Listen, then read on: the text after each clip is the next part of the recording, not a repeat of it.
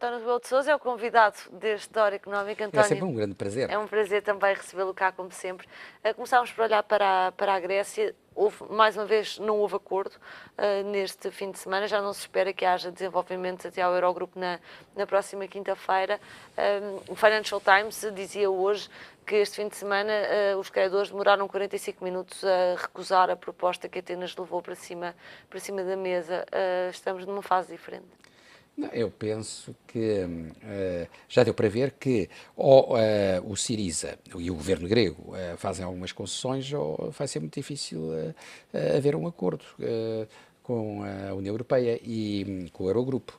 Eu penso que há algumas questões mais complicadas, que é o caso da segurança social, o caso, por exemplo, das privatizações, e há outras questões também que são difíceis, é difícil chegar a acordo nessas questões. Agora, eu realmente penso que o Syriza tem que moderar algumas das suas posições, sendo certo que seria também importante para a Europa que houvesse um acordo. Eu acho que era muito negativo que a Grécia saísse da área do euro e que, em termos geoestratégicos, houvesse uma aproximação da Grécia, por exemplo, à Rússia. Isso eu acho que seria altamente negativo para a Europa. O ministro alemão da Economia hoje vai dizer que a saída da Grécia do euro estava iminente. Acha que é retórica política para colocar pressão no processo ou, de facto, já estamos todos a preparar-nos para o pior?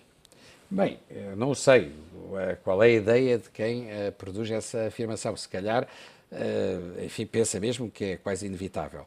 Eu penso que será sempre bastante negativo. E bastante negativo porquê? Porque, em termos geoestratégicos, já todos sabemos, ou pelo menos, enfim, já foram feitas várias análises nesse sentido, que um afastamento da Europa e uma aproximação, eventual aproximação à Rússia seria indesejável. Mas, para além disso, é natural que os mercados tendam a acreditar na possibilidade de haver novos problemas. E novos problemas talvez até não necessariamente em relação a Portugal. Até poderá ser mais em relação à Itália, por exemplo, ou à Espanha. Porquê? Porque são economias com outra dimensão, não é? Com outra dimensão. Mas, sobretudo, a Itália, porque a Espanha, diga-se o que se disser, há dados importantes, como, por exemplo, a poupança, que são positivos. Que tem uma poupança realmente comparada com a nossa a propensão média a poupar na Itália é muito superior à propensão média a poupar em Portugal, e isso descansa um bocado enfim, os agentes económicos internacionais, mas a Itália é mais problemática e, portanto, admito que os juros da dívida italiana subam, isso também tem repercussões na dívida pública portuguesa e, portanto, até o próprio processo que estava a ser implementado em Portugal com algum sucesso de reciclagem da dívida, de substituição de dívida mais cara por dívida mais barata, poderia eventualmente conhecer uma solução de continuidade. E isto é, uma interrupção. A solução de continuidade é o termo matemático que nós utilizamos, mas quer dizer, portanto, uma interrupção. E seria mau, realmente. Portanto, eu espero que isso não venha acontecer, mas penso que só poderá haver um entendimento se houver uma ruptura no Syriza. E que impactos, entre o setor moderado e o setor mais radical. E que impactos é que uma ruptura no Syriza tem, até na forma como as esquerdas na Europa se estão a organizar e a afirmar ou não? Pergunto porque houve um momento quando, e falávamos isso aqui há pouco, quando François Hollande ganha as eleições, havia toda uma esperança de que a Europa estivesse a ficar mais moderada e a pensar na questão do crescimento. Quando o Syriza venceu, houve uma certa esquerda que também celebrou essa vitória, mesmo em Portugal houve ali um período de 1 ou 2 dias em que até o Partido Socialista celebrou a vitória do Syriza. Agora as coisas vão ser diferentes. Este desfecho da Grécia pode ter implicações não só económicas, portanto com uma saída ou permanência da Grécia no euro, mas eventualmente também políticas desse ponto de vista. É verdade. Sabe que houve várias fases em termos do chamado processo histórico de evolução da esquerda na Europa. Quer dizer, a esquerda já passou por várias fases, já passou por uma fase frentista, portanto, da chamada esquerda unitária. Aconteceu isso no tempo do Mitterrand, por exemplo. Já tinha acontecido anteriormente também, realmente, em França, por exemplo. Depois houve uma evolução grande Uma evolução essa que, bem, foi ditada por uma viragem à direita dos partidos conservadores, com a Sra. Thatcher, portanto, no sentido da defesa da Supply Economic Theory e das teses mais liberais, e nos partidos trabalhistas, uma certa viragem no sentido de uma predominância das correntes marxizantes. E depois disso, houve realmente o aparecimento do blairismo e, portanto, da terceira via, com a qual, aliás, eu me identifico. Portanto, uma grande moderação à esquerda com a defesa na Internacional Socialista, uma tendência dominante social-democrata na Internacional Socialista, enfim, que era realmente muito evidente. Depois houve uma reação novamente a essa fase, que passou pelo regresso à direita, novamente, das teses ultraliberais e à esquerda uma viragem no sentido de colocar em questão o sistema, não é? Quer dizer, portanto, isto realmente não vai lá com meros reformismos e com algumas alterações realmente de pormenor que se introduzem ao nível do sistema. Não, o que é preciso é ir um bocado mais longe. O Hollande teve um bocado, realmente, procurou uma solução de meio termo entre, realmente, a terceira via e essa solução mais radicalizante. E aqui, isso foi, de alguma forma, protagonizado, de alguma forma, pelo setor, realmente, enfim, mais moderado do Partido Socialista, que tinha na sua liderança Seguro, que era realmente a favor de uma solução mais terceira via, com a qual eu me identifico inteiramente, e outro tipo de discurso que aparecia, aparentemente, coincidente com as teses defendidas por António Costa, que era a alternativa verdadeiramente radical. Radical no sentido de ser uma alternativa que não era um meio termo, quer dizer, era uma alternativa que punha em causa realmente alguns problemas sistémicos e que realmente tinha zonas de convergência com a esquerda, à esquerda do Partido Socialista. Ora bem, e o Syriza, portanto, está claramente nessa linha. E há quem defenda a ideia que, depois que aconteceu em Inglaterra, na Europa e tal, que o Partido Socialista, precisamente porque está numa situação muito difícil, e situação muito difícil porque está entalado entre a esquerda radical, que defende uma alternativa sistémica, e, por outro lado, uma direita que, todavia, tem vindo a evoluir no sentido, nos últimos tempos, com Juncker, nomeadamente ao nível realmente da Comissão Europeia, e não só, tem vindo a evoluir no sentido da aceitação de algumas teses neo-keynesianas e da aceitação dos projetos europeus, realmente há alguma mutualização, eventualmente há uma mutualização da dívida, há umas preocupações sociais, outra vez a coesão social, etc. Bem, e realmente está prisioneira de, por um lado, não poder identificar-se com essa direita que evoluiu no sentido do centro, ou até do centro-esquerda, e, por outro lado, no sentido também não poder identificar-se com a esquerda radical antissistema. Ora bem, essa é uma grande questão que se coloca, mas eu acho que a única solução está precisamente na defesa da terceira via, quer dizer, continuar a defender a socialização do capitalismo, gradual do capitalismo, sem pôr em causa o capitalismo, o sistema capitalista. Mas isso quer dizer o quê em termos de medidas? É aquilo que se está a fazer. É aquilo que se está a fazer, no fim ao cabo. Enfim, o que é que se está a fazer? O que se está a fazer é que há, de facto, uma intervenção grande do Estado em termos realmente, até se está a fazer mais do que eventualmente seria desejável, em termos, por exemplo, de política redistributiva, através dos impostos. Há intervenção cada vez mais no sentido de o cidadão ter que prestar contas à comunidade. Quer dizer, cada vez mais o cidadão tem que prestar contas à comunidade. Quer dizer, o cidadão, realmente, hoje em dia, se virmos bem, não é dono de nada. Quer dizer, o cidadão, realmente, usufrui, realmente, da sua casa, mas tem que pagar à comunidade para usufruir da sua casa. Usufrui do seu carro, mas tem que pagar, realmente, um imposto de circulação para usufruir do seu carro. Usufrui das suas sociedades familiares, mas mesmo que elas não deem lucro, tem que pagar, realmente, uma contribuição mínima para continuar a usufruir das suas sociedades. Mas tem que prestar contas de tudo, do património que tem, dos rendimentos que tem, realmente, e há capacidade por parte do Estado de interligar tudo. Ora bem, Isto, num certo sentido, não é realmente ultraliberalismo, não é liberalismo, isto é realmente uma forma simpática de socialização, realmente, da propriedade, realmente. Ora bem, e nós estamos a assistir a isso, e muitas vezes são os próprios partidos conservadores que implementam medidas nesse sentido. Mas a verdade é Portanto, que... isso é algo de inexorável, mas não é? depois, sendo inexorável... Inexorável, mas resulta do sucesso do capitalismo. É inexorável, mas, de alguma forma, quando olhamos para as sondagens, vemos que ninguém está a conseguir capitalizar aquilo que tem sido algum descontentamento com as opções que estão em cima da mesa. O facto de haver aqui posições que, de alguma forma, são mais próximas, também não contribuem para uma certa desafeição dos portugueses relativamente aos políticos. Olhamos para a última sondagem e sobe a abstenção, mais uma vez. Sabe qual é o problema? É que a terceira via também não é compatível com a defesa de certos valores.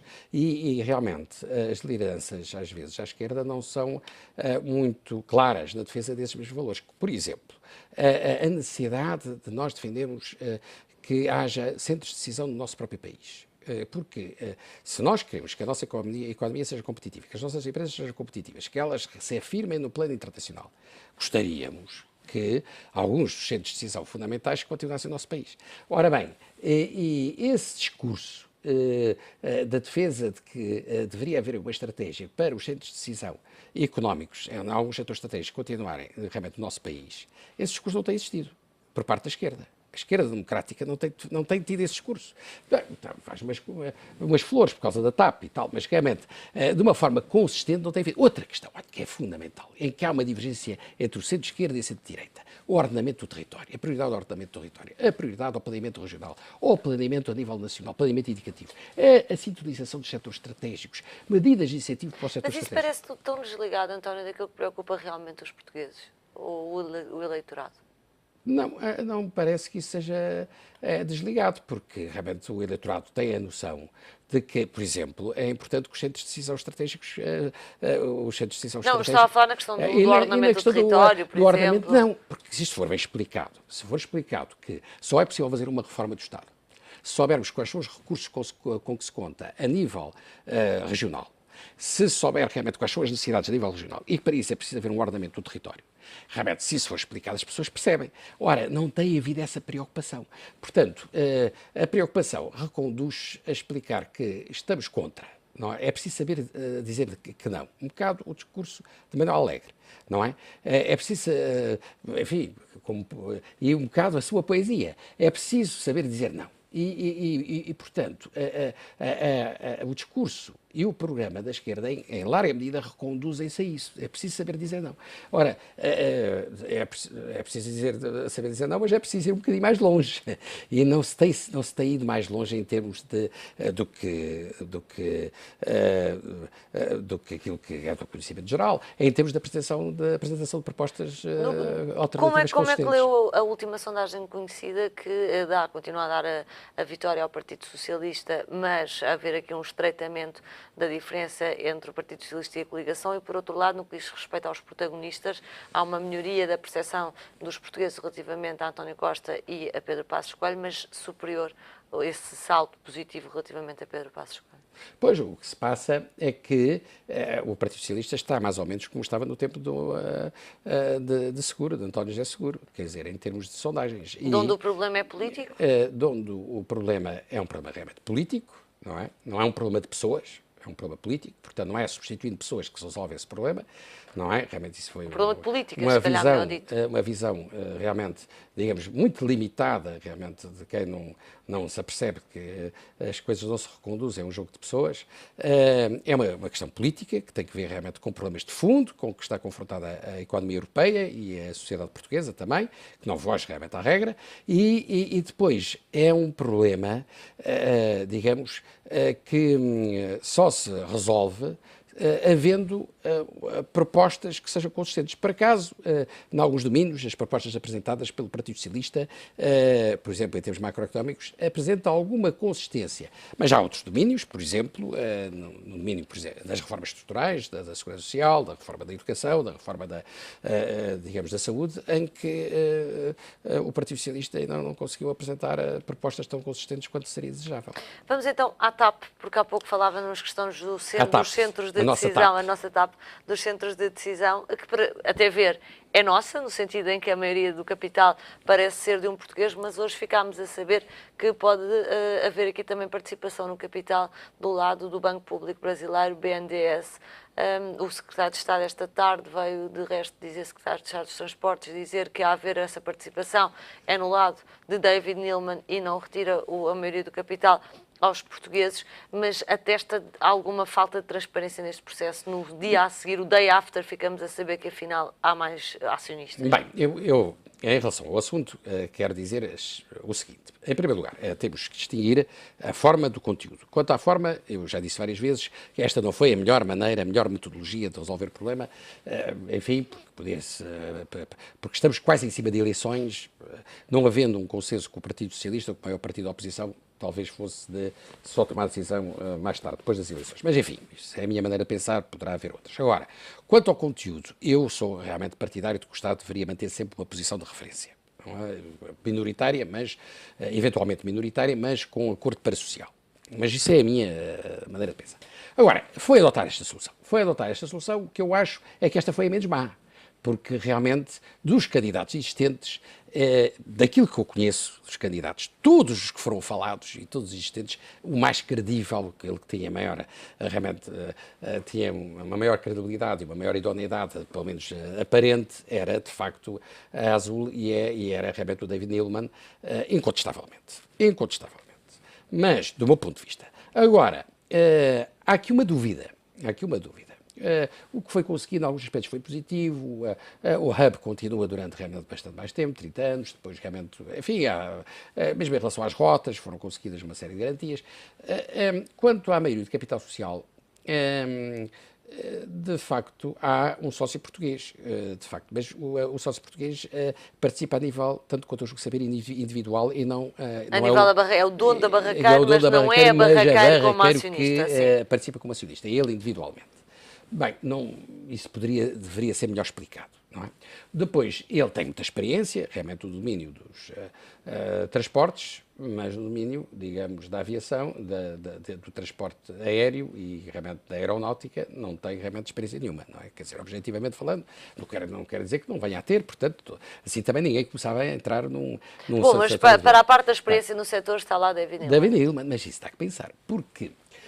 Vamos lá ver, nós não somos ingênuos, não nascemos ontem, não é? E ninguém com a experiência de David Neeleman, que tem experiência do setor, aceita entrar para um projeto deste em que há um esforço de capital muito grande, significativo, para ficar minoritário. Quer dizer, vamos lá ver. O argumento que era invocado para o Estado não poder ficar maioritário no capital social também é válido quando se trata de saber se David Neeleman tem ou não tem a perspectiva de ser sócio maioritário. Quer dizer, vamos lá ver. Quer dizer, não faz sentido, nós temos que ser consistentes. Mas por isso é que eu comecei esta pergunta pela questão do Banco, nós temos que ser consistentes. Do Banco Público Brasileiro. Mas é que tem razão de ser essa dúvida, porque se o BNDES realmente entrar realmente no capital social, o problema pode ser mais complicado. É natural que numa primeira fase entre na parte de David Neeleman, porque...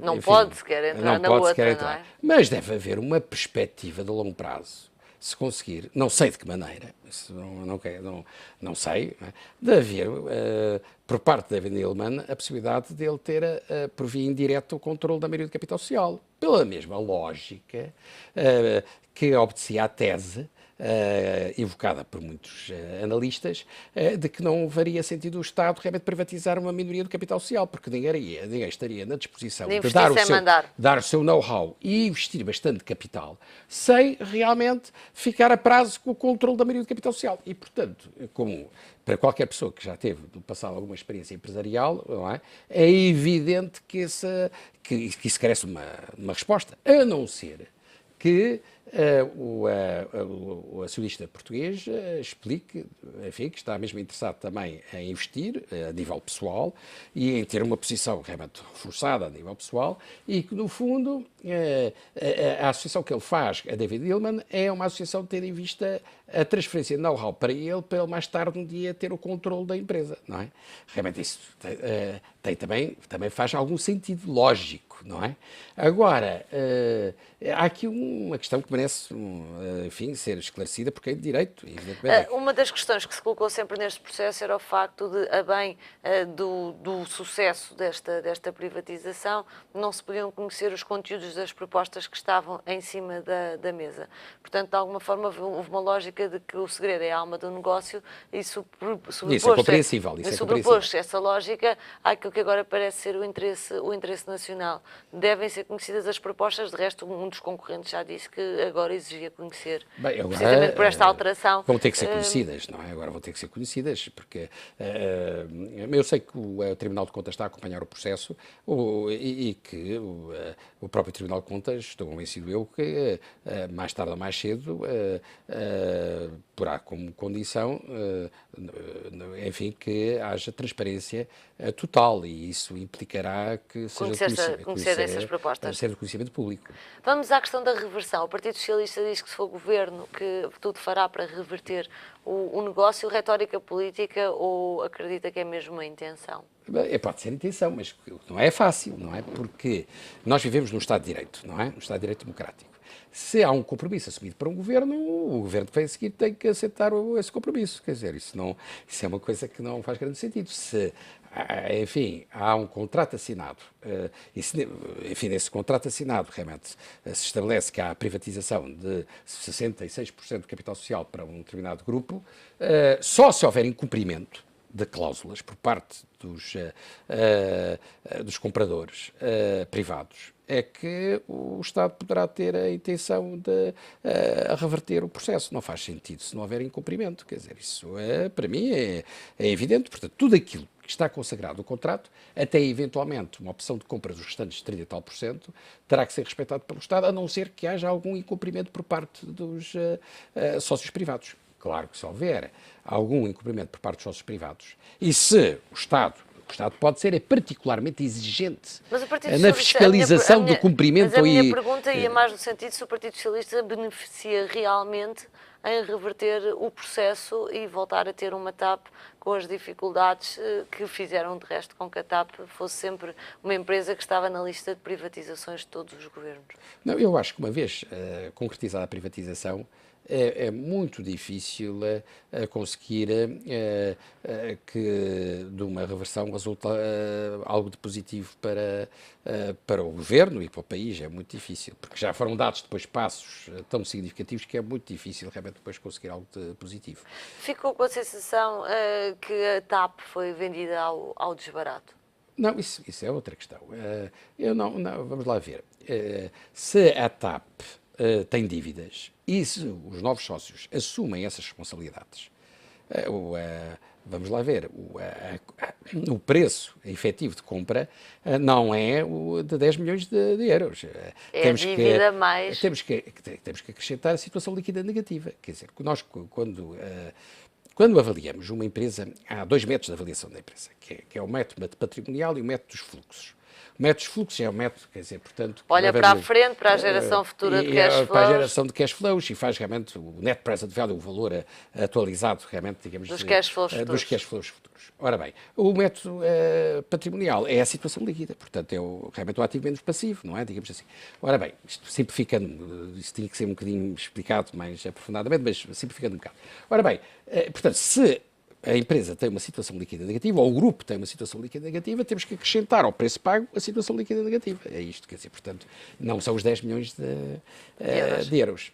António, muito obrigada pelo comentário. Foi um prazer. António Rebelo de Sousa, ao comentário. Os temas terminaram este arranque de semana, a Grécia e também a privatização da TAP.